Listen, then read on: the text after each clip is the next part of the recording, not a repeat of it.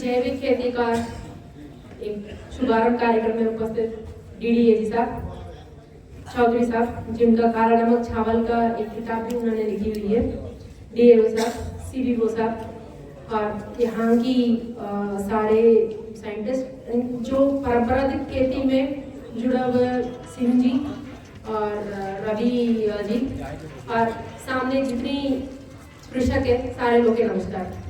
पहली बार मेरे को खुश हो रहे तो पिछली मेला से इस बार मेला में ज्यादा महिला कृषक को भी देखने के लिए मिल रहा है। पिछली बार 1 या 2 था, इस बार 7-8 लोग हैं। आप लोगों ने स्पेशल आमंत्रण किया, इसलिए आप लोग के बार बार कह रहे हैं प्रारंभिक खेती के बार बार हम जोर देने के समय आप लोग उसके मुख्य भागीदारी है।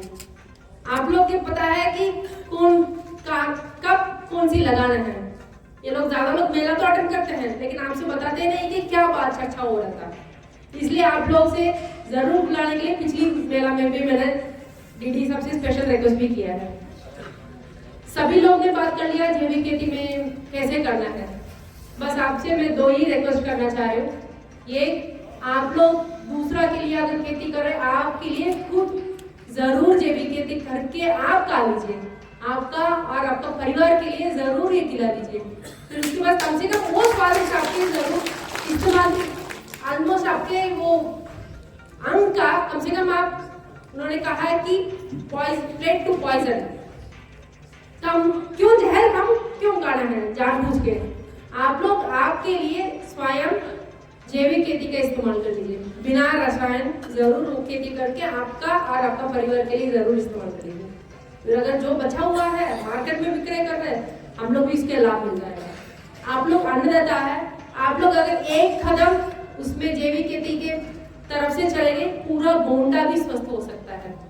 पूरा गोंडा स्वस्थ हो गया, फिर आधा यूपी ही स्वस्थ है।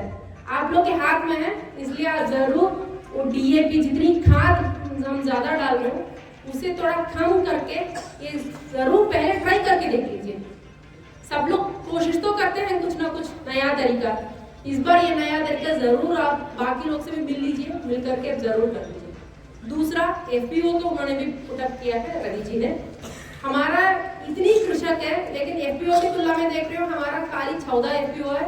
अगर एक्टिव को देख रहे हो खाली 3-4 एफपीओ ही एक्टिव है। आजकल पुराना वाला जमाना तो खत्म हो गया।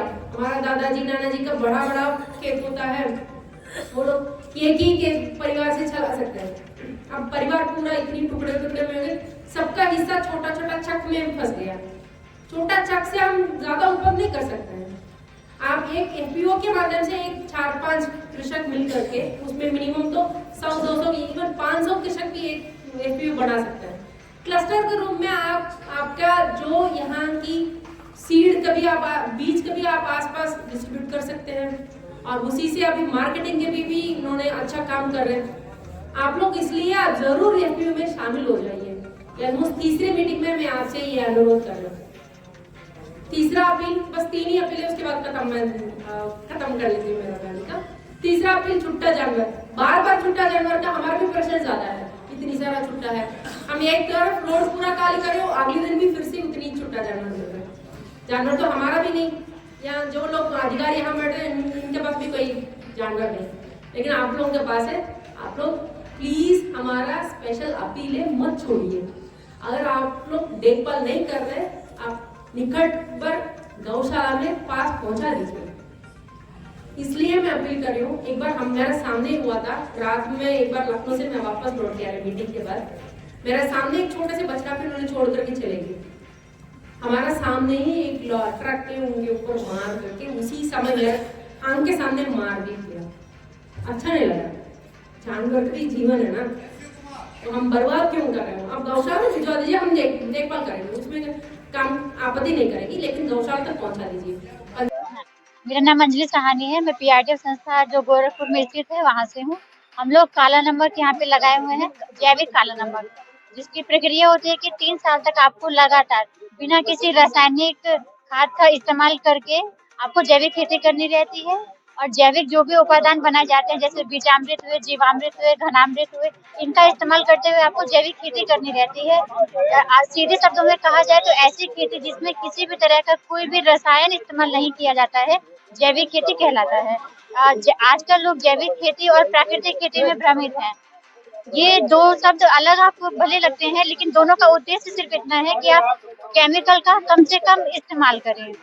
हमने जो यहाँ पे किसान लोग जो धान की खेती करते हैं, हमने देखा कि यूरिया डाई खाद और उसके बाद में बहुत सारे कीटनाशक में दवा भी डालते हैं, तो बहुत सारे जानकारी मिलती है कैसे उपज होता है। लोग कहते हैं कि नहीं डालेंगे तो कीटनाशक तो खा जाएगा, नुकसान हो जाता है। ये एक भ्रांति बन गई है। अगर आप जैविक विधि से कर रहे हैं और उसमें जो नीम बेस्ड प्रोडक्ट होते हैं, नीम से बने हुए उत्पाद होते हैं, अगर उसका इस्तेमाल आप करते हैं, तो जब आप फर्स्ट फेज में शुरू करेंगे तो डायरेक्ट और ऑर्गेनिक में जाने पे थोड़ा सा उत्पादन पहले साल में आपका कम जरूर होगा, लेकिन आप ये मानकर चलिए कि आप ऐसी उपज को लगाइए। मान लीजिए धान आप लगाते हैं तो ऐसी वैरायटी लगाइए जिसका उत्पादन भले कम हो लेकिन मार्केट वैल्यू उसकी ज्यादा हो, तो आप जो केमिकल लगा रहे हैं उससे ज्यादा आपको फायदा मिलेगा। आपके पास प्रोजेक्ट है ये काला नमक, इसका क्या वैल्यू है? काला नमक में आप, ये भगवान बुद्ध का आशीर्वाद इसे माना जाता है काला नमक को, और इसके साथ साथ इसमें आप देखेंगे तो एकमात्र ऐसा चावल है जिसमें विटामिन ए होता है बीटा कैरोटीन के रूप में। इसके साथ साथ इसमें आयरन है, जिंक है, कार्बोहाइड्रेट है और अनेक ऐसे पोषक तत्व हैं जो आपको मजबूत बनाता है स्वास्थ्य में और अनेक बीमारियों से दूर रखता है। देखिए, टाउन हॉल में जो कृषि विभाग और पीआरडीएफ जो संस्था है, ये दोनों के सम्मिलित से एक जैविक खेती योजना पीजीएस योजना चलाई जा रही थी, जो पिछले 3 सालों से चल रही है।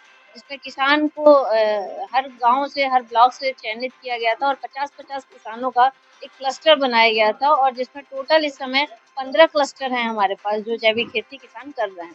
उसी की प्रदर्शनी यहाँ पे लगाई गई थी कि किसान कैसे अपनी जैविक खेती कर रहा है और जैविक उत्पाद उपजा रहा है, और उससे वो कैसे जहर मुक्त अपनी जमीन को भी कर रहा है, जो अनाज पैदा कर रहा है वो भी जहर मुक्त है, और जो लोग इसको लें ताकि एक किसान को भी एक अच्छे मुनाफा में बिक्री हो। इन सारी चीजों का एक मिला जुला ये एक मेला का आयोजन किया गया था जो कृषि विभाग के द्वारा आयोजित किया। देखिए, अगर जानकारी जी गाँव में काम करते हैं, जानकारी कैसे पहुँचाएं, कैसे जुटाएं? देखिए, अगर कोई किसान एफपीओ के माध्यम से जुड़ना चाहता है तो एफपीओ का एक अपना है कि समूह बना के ही किसान एक एफपीओ बना सकता है, जिसमें मिनिमम अगर 100 किसान हैं तो 100 किसान मिलके 10 अपना एक जो मेजर मेंबर होता है, जिसमें 5 बोर्ड ऑफ डायरेक्टर और 5 मेंबर मिलके उसका गठन करते हैं जो एफपीओ का है, और उसके माध्यम से अपनी एक ब्रांडिंग के थ्रू वो मार्केट में ला सकते हैं अपने उत्पाद को। कि सपोज मान लीजिए हमारा जैविक उत्पाद एक हमने नाम रख दिया, वो एक एफपीओ के माध्यम से उस नेशनल और इंटरनेशनल दोनों मार्केट से जुड़ सकते हैं। सरकार द्वारा उनको भी किसानों को एफपीओ बनने के बाद बहुत सारी सुविधाएं जो है जो गवर्नमेंट दे रही है वो एफपीओ को ही दे रही है, क्योंकि एफपीओ समूह में काम कर रहा है, जिसमें चाहे आप फार्म मशीनरी की बात करें, बीज की बात करें, खाद की बात करें या मार्केटिंग और ब्रांडिंग की बात करें, इसमें भी सरकार 50% से लेके 90% तक की सुविधाएं किसानों को दे रही है। तो एफपीओ को ही सिर्फ मिल रहा है, किसी एक किसान को नहीं मिल सकता है। किसान को जिले पे संपर्क करना, ये कृषि विभाग में आके वो संपर्क कर सकता है।